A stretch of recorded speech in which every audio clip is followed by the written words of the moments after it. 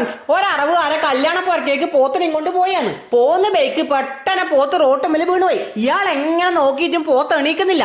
ഇയാൾക്കാകെ ബേജാറ് കൊണ്ട് ഇയാൾ ആടെ കടന്ന് അങ്ങനെ ഉരുണ്ട്. അന്നേരം ഇത് കണ്ടിട്ട് ഒരാളെ വെച്ച് എന്നാ ഒക്കെ പറ്റിയാൻ. അന്നേരം കാര്യങ്ങളെല്ലാം ഇയാൾ അയാളോട് പറഞ്ഞ് എന്നിട്ട് അയാളും നോക്കി ഈ പോത്തിനെ എണീപ്പിക്കേ. പക്ഷെ പോത്ത് എന്നിട്ടും എണീക്കുന്നില്ല.